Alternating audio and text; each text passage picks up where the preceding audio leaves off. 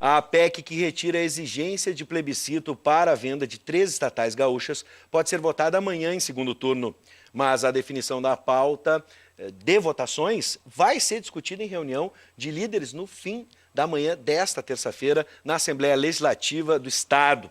Para debater o futuro dessas empresas públicas, nós contamos com a presença do deputado estadual pelo DEM, Eric Lins, e com a deputada estadual pelo PT, Sofia Cavedon. Boa noite, sejam bem-vindos. Boa noite, Gustavo. Boa noite. Boa noite, Gustavo. Boa noite, Sofia, nossos espectadores aqui do Conexão RS. Bom, vamos começar, como a gente disse na abertura da nossa conversa, amanhã a reunião de líderes na Assembleia vai definir, então, decide se a PEC do plebiscito das estatais vai entrar em pauta. A tendência é que entre na ordem do dia. Confere essa expectativa que vocês têm? Nós vamos levar a discussão para a mesa de que há um recurso das bancadas de oposição sobre a outra PEC, a PEC popular, Sim. que entrou com 70 mil, quase 80 mil assinaturas, solicitando que se discuta com a sociedade se faz ou não faz o plebiscito, discutindo o plebiscito do plebiscito, que não seja a Assembleia decidir sobre o plebiscito. E ela foi afastada por um artifício regimental, uma visão burocrática que nós fizemos um recurso fundamentado dizendo que não é possível impedir a participação popular, o protagonismo popular, e isso está expresso na legislação federal e estadual, por vício regimental, que isso deve ser corrigido pela Assembleia e deve ser acolhido. Então, nós vamos levar esse debate para a mesa amanhã, para a mesa de liderança. Entendemos que tem que ouvir a população e não suprimir o plebiscito antes desta iniciativa popular importante e inédita que a Assembleia deve acolher. Já, deputado, a sua expectativa é que entre em votação?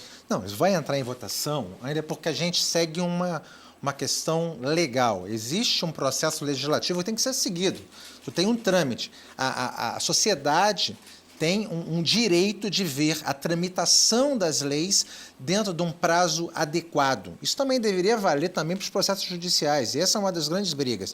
Na verdade, dentro da Assembleia, a gente também tem o dever de entregar com certa brevidade as reformas que são esperadas, especialmente aquelas que foram discutidas arduamente durante o processo eleitoral. Essa coisa de fazer plebiscito para saber se vai ter plebiscito me lembra muito até uma frase muito conhecida de um filme, né? Falava Who Watched the Watchmen, um filme chamado Watchmen, e falavam quem é que observa os observadores, quem é que vigia os vigilantes. É a tendência natural do Brasil, ficar fazendo muita burocracia, fiscalização em cima de fiscalização, ninguém resolve nada. Não estamos aqui para isso, estamos aqui para dar resultado para a população. Bom, um último programa aqui, o Conexão RS, a gente discutiu o tema das estatais, mas não debatemos o mérito da venda dessas empresas. Ficamos mais na questão do regimento mesmo, daquilo que deveria ou não ser aprovado em relação ao plebiscito. Bom, um dos argumentos do governo Eduardo Leite, do governador Eduardo Leite, é de que a privatização vai facilitar a adesão do Rio Grande do Sul ao regime de recuperação fiscal proposto pelo Planalto.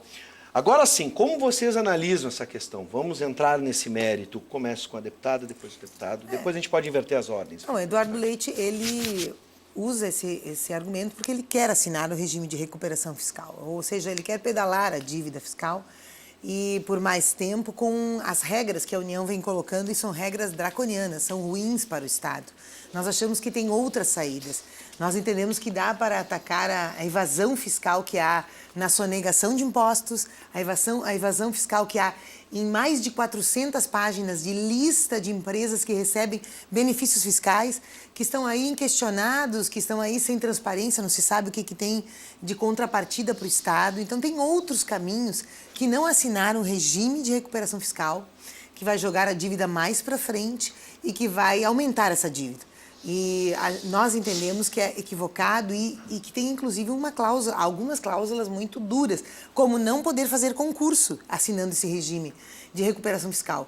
E nós estamos entrando, por exemplo, num ano letivo que nós tivemos que levar hoje para o Ministério Público a falta de mais de 1.000 professores em frente aos alunos, os estudantes, e que prejudicam o estudo, talvez irrecuperavelmente, porque já estamos no 4º mês do ano letivo. Então, isso não é caminho para o Rio Grande, não ter hospitais abertos, não ter professores em frente aos estudantes, não ter engenheiros, como a crise que foi divulgada essa semana, que o Estado do Rio Grande do Sul talvez devolva milhões ao BIRD porque não conseguiu gastar arrumando escola, levantando o muro de escola, arrumando telhado, banheiro, pátio, quadras escolares, ginásios escolares parados. Sabe por quê? E aí o secretário estadual de Educação explica na imprensa que o Estado não tem estrutura para fazer licitação, para acompanhar a licitação, para fazer projetos, ou seja, significa que não tem pessoal, profissionais, engenheiros, tanto que há um pedido da coordenadora de obras, cobrado por nós, pela Comissão de Educação, que nomeie 20 engenheiros para realizar obras, para gastar dinheiro que o Estado conquistou no governo Tarso. Imagine na segurança, que tem uma perspectiva de mais de 1.000 trabalhadores da segurança se aposentarem, se nós não pudermos mais nomear e nem garantir reajustes. Então, assinar esse regime não é bom para o Rio Grande. Mas o governo Leite insiste nisso, acelera e não pergunta à população. E nós entendemos que não será um bom negócio. Bom, deputado, essa frase vem desde o outro governo, de que é fundamental entrar para o regime de recuperação fiscal para que se possa governar o Estado. Como é que o senhor analisa essa questão especificamente? Gustavo, veja bem, quem entra no regime é quem está com algum problema. Por exemplo, passou do peso. Tá? O Rio Grande do Sul não é diferente. O Rio Grande do Sul passou do peso também. Ele está grande demais, pesado demais e não consegue mais se sustentar. Tu vê, uma pessoa quando está acima do peso começa a ter problema nos tornozelos, começa a ter problema cardíaco. E, na verdade, o problema nos tornozelos do Rio Grande do Sul, que é para ele andar adequadamente, já vem de muito tempo. Só que a gente chegou num ponto em que essa obesidade já está atingindo o coração, isto é, o ponto mais central e mais importante, já está afetando a sobrevivência, inclusive, dos serviços públicos. Quando a gente está com problemas para poder consertar a escola, que é o mínimo, como estamos com problema para poder pagar aquilo que é devido para as santas casas, que é o mínimo, a gente vê que as escolhas que foram feitas no passado foram escolhas ruins. Então, tu tem que entrar num regime de recuperação fiscal, que é uma série de medidas para poder se reestruturar. Quando a gente está em casa, a gente não tem um problema com o nosso salário, a gente não tem que adequar os nossos gastos, a gente não faz uma série de medidas. Tu imagina isso para o Rio Grande do Sul como inteiro. Você precisa também trazer, isso é uma questão de bom senso. Nenhum governante é louco de fazer uma restrição se for ruim para o seu próprio governo. Ninguém vai ser louco de dizer, olha, não vou fazer concurso público e vou deixar tudo se estourar. Não, o objetivo não é esse. A pessoa tem que ter coragem, tá? E aqui eu tenho que dizer que eu preciso concordar. Tá? Ele precisa falar o seguinte, olha, eu vou organizar o Estado para fazer ele funcionar gastando menos do que os meus antecessores fizeram. Porque se continuar gastando mais, e toda vez que tu tiver demanda, tu gastar mais dinheiro, não vai dar certo, nunca vai se pagar. Então, entrar para o regime de recuperação fiscal é essencial. E o pessoal daqui que está nos assistindo também está entendendo isso, porque todo mundo quer que o Estado gaste menos e não que gaste mais. Porque se gastar menos, você vai ter condições de poder investir. Investir em quê? Em estrada, infraestrutura, para poder fazer com que as pessoas tenham de verdade aquilo que elas esperam do poder público. Educação, condições para empreender, e uma saúde minimamente digna. Porque se fizer de forma diferente, tu vai continuar deixando o sistema problemático e utilizando esses problemas para viabilizar eleições que não têm compromisso com a população, mas simplesmente com as suas próprias ideologias ou então com a própria carreira política. E não pode ser assim. O objetivo final é a população, assim como o objetivo final da educação é o aluno e ninguém mais. Bom, eu quero lembrar que você pode participar do nosso debate em alto nível que estamos tendo aqui com a presença dos deputados, do deputado e da deputada. Você pode mandar sua participação 99588-2374, mensagem de texto pelo WhatsApp. Já já vou abrir espaço para a sua participação. Antes, na visão de vocês, e agora eu vou inverter a ordem, vou começar com o deputado. Na visão de vocês, o governo federal vai aceitar essas estatais como contrapartida para a entrada no regime de recuperação fiscal? Como é que entra a questão do Banrisul, por exemplo, Quais as estatais? Também se questiona isso, até mesmo na funcionalidade, na gestão dessas estatais. Uns dizem que não vale a pena estar na base do governo, estar junto ao governo, outros dizem que são, né, por exemplo, como Banrisul, uma estatal extremamente lucrativa. Enfim, como vocês enxergam cada estatal, por exemplo? Gustavo, o Brasil ele é feito da União, dos estados e dos municípios. Tá? É tripartite, vamos pensar assim. E essas entidades, né, esses entes, eles têm autonomia. Uma dessas autonomias é a autonomia administrativa, que também é a política administrativa, que também se reflete nessas escolhas. Do que eu vou ter para mais de empresa, do que eu vou vender, eu vou me meter nessa questão ou não vou me meter naquela. Quando o governo federal começa a exigir certas posturas, ele está exigindo que os estados, especialmente o Rio Grande do Sul, que talvez junto com o Rio de Janeiro são os que tenham maiores problemas, demonstrem comprometimento em focar naquilo que é essencial. Então ele vai falar, olha, o que está me gerando problema? Hoje, quais foram, de acordo com a sua autonomia, o estado do Rio Grande do Sul está dizendo, olha, CRM tem problemas, porque eu estou deixando de arrecadar ICMS, porque ela desde o começo ela não está investindo adequadamente. A Sulgás, desde o começo, não tinha fome para poder se desenvolver. E hoje ela tem um mercado extremamente restrito, além de ser dependente do gás boliviano. E a CE, com um déficit gigantesco, tá? Patrimônio líquido negativo, devendo, se somar tudo que ela tem e o que ela deve, dá menos 1 bilhão e tanto, 1 bilhão e 200 para menos. Essas três empresas juntas, elas me trazem mais prejuízo do que benefício. Então, essas três aqui, eu vou entregar para a iniciativa privada, porque eu acredito que a iniciativa privada vai desenvolver melhor e vai fornecer melhores serviços à população. Quanto ao Banrisul, de acordo com essa mesma autonomia, está vendo? Olha, não, o Banrisul sempre me trouxe muito lucro. Não é as outras que me trazem prejuízo porque me trazem um lucro pequenininho e deixam de pagar um montão de ICMS. O Banrisul me traz bastante lucro. Faz sentido eu estar aqui. Ele tem outras funções também, tá? Fora mais afetas a questão bancária do que com a questão meramente financeira. Ele está dando certo. Então, olha aqui, governo federal, eu estou entregando essas três aqui. Está servindo? E aí tu entra a articulação política. Está servindo para vocês agora? E aí o governador vai conversar com o presidente Bolsonaro. Aí o Bolsonaro vai olhar, olha, parece que sim. Dá para tu ajustar um pouquinho mais aqui no serviço público aqui, para economizar mais um pouquinho? O governador vai olhar, olha, até aqui dá. Beleza, fechou. Isso é que é negociação. Sim. É assim que funciona. Perfeito. Deputada. Não, eu negociaria de outra maneira. A União nos deve bilhões da Lei Candir. Não é possível fazer uma negociação com a União oferecendo o que eu posso entregar. Isso é uma subserviência inaceitável. A União deve, para nós, para o Rio Grande, mais de 8 bi da Lei Candir. Portanto, nós temos que ir para a mesa de negociações exigindo um encontro de contas. É o mínimo que nós temos que fazer. E a nossa questão, nós sabemos que a União está interessada no Banrisul. Ela está interessada, na verdade, em promover o lucro bancário, acentuar a concentração no capital especulativo. Esse é o caráter da reforma da Previdência, por exemplo, é capturar todo o fundo dos trabalhadores, a poupança dos trabalhadores e colocar na especulação, nos fundos especulativos. As nossas empresas, eu divirjo da visão do deputado Eric Lins, na verdade, elas promovem um fluxo de caixa de bilhões ao ano. O Estado do Rio Grande do Sul, todo o recurso, todo o orçamento destas três empresas passa pelo Estado do Rio Grande do Sul, fica por 2 meses pelo menos, e são 6 bilhões no mínimo. A projeção do investimento das três empresas, esse ano, gerariam 40 mil empregos, que está no orçamento. São empresas que têm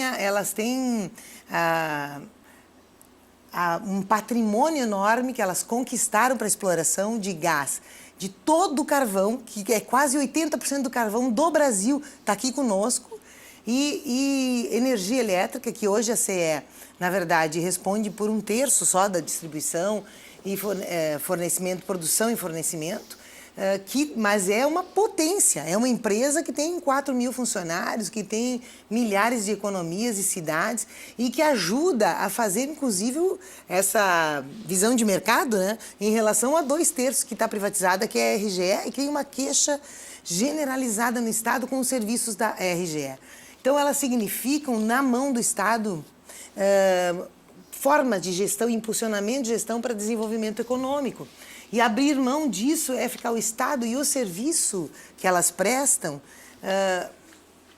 pedindo favor à empresa privada. O que acontece hoje em relação à RGE? A RGE é uma empresa lucrativa, ela teve no ano de 2018 300 milhões de lucro, ela é multada sistematicamente há 10 anos, porque ela não cumpre os níveis de investimento que tinha que cumprir. Então, a parte privatizada não deu certo. O modelo Brito, que foi o ano que ele privatizou a telefonia, a CE, as rodovias, criou os pedágios, é o responsável pela maior parte da dívida que hoje justifica o Estado fazer o regime de recuperação fiscal. Na dívida pública, 49% da dívida pública do Estado, a responsabilidade é no governo que mais privatizou. Então, nós sabemos que isso não é modelo para o nosso Estado. Nosso Estado precisa ter amor à gestão pública. E com esta gestão pública competente, ele consegue desenvolver o Estado. É um mau negócio. E encerro dizendo o seguinte, a conta que se faz em relação à ACE, porque nós temos... O Estado do Rio Grande do Sul tem 62%, 63% das ações da CE. Portanto, não vai ficar com 100% do valor da CE. No entanto, por ser o acionista majoritário, ele fica com um passivo. E o passivo é importante. É 1 bilhão e 500 para a Fundação CE, 1 bilhão e 500 dos antigos atuariais, mais 1 bilhão e 200 de ICMS, e isso tudo é responsabilidade do Estado, ou seja, vai ser igual a Brito, ele vendeu só a parte boa, e todo o passivo ficou com quem? Com o Estado do Rio Grande do Sul. Então a conta é que dá um prejuízo, que não vai dar lucro se vender a CE. Vamos para a tela, a participação dos nossos telespectadores pelo WhatsApp 99588-2374. Olá, eu acho que o governo tem que vender todos os estatais porque tem que ser mais Estado para cuidar das prioridades e governo não é para ter empresas. É o Matarazzo do Lindóia, do bairro Lindóia. Boa tarde, Bives. Por que não fazer plebiscito quando essas decisões incidem na vida direta da população ou trabalhadores? Como, por exemplo, privatizações e a própria reforma da Previdência, diz o Alberto, lá de Charqueadas. Bom, para finalizar, aqui um detalhe que eu peguei na fala da deputada, está no debate, por exemplo, a situação desses funcionários hoje, dessas estatais, como é que vocês veem essa relação com esses empregos aí? Pode começar o deputado e depois a deputada. Não, porque ainda isso vai ser discutido no momento da venda. Sim. Tá? Vão ser as questões, isso envolve questões administrativas, tá? De direito administrativo. Isso envolve questões de direito trabalhista e é no momento da venda que isso vai ser definido. Tá? Veja bem, os funcionários eles fazem parte do arcabouço dos fatores de produção das empresas. Tá? Ele vai entrar. E outra coisa, discordo da deputada, porque a questão é que as dívidas fazem parte dos bens da empresa, vão ter que ser negociadas. Porque se você vende sem as dívidas, ela tem um valor desse tamanho. Se você vende com as dívidas, pode ter um valorzinho desse tamanho. Perfeito. Mas é líquido. No frigir dos ovos, muita gente diz que se conseguir vender por R$1 sem dívida, está valendo a pena. Muita gente me diz isso. Sim. E só para complementar, a questão de como isso está sendo usado, por exemplo, a CRM, tá? A CRM, ela administra uma das maiores jazidas do Brasil mesmo. Com quase 3 bilhões de toneladas. E no ano passado, em 2017, ele vendeu 2,6 milhões. Isso quer dizer que, no ritmo que está indo, leva 1000 anos para poder atingir todo o seu valor. Perfeito. 1000 anos. Deputada, para garantir a fala, estamos com o tempo curto, por favor. Não, eu encerro dizendo que o que aconteceu com a telefonia foi, sim, demissões. Foram demissões, a grande maioria dos funcionários hoje está fora, ou por incentivos, ou por redução, né? E Hoje a telefonia é o serviço mais criticado, que mais tem queixas no PROCON. Né? E até CPI na Assembleia Legislativa houve para tentar garantir algum serviço de qualidade na telefonia. E, por fim, para dizer que o moderno, na verdade, é reestatização, né? O mundo está reestatizando. Só na Alemanha, 344 empresas sendo reestatizadas, na França, 152, 67 nos Estados Unidos, 64 no Reino Unido, 56 na Espanha de 2000 a 2016. Por quê? Mau serviço prestado, em especial na área de saneamento e na área de energia. E o Estado sabe que são áreas estratégicas para o desenvolvimento e para a qualidade de vida. Bom, quero agradecer a presença e o debate em alto nível que tivemos aqui com o deputado estadual pelo DEM, Eric Lins, e com a deputada estadual pelo PT, Sofia Cavedon. Sejam sempre bem-vindos e que a gente possa ter, como eu sempre digo, na sociedade, debates em alto nível como foram feitos aqui. Muito obrigada. Uma discussão em alto nível como foi feita aqui.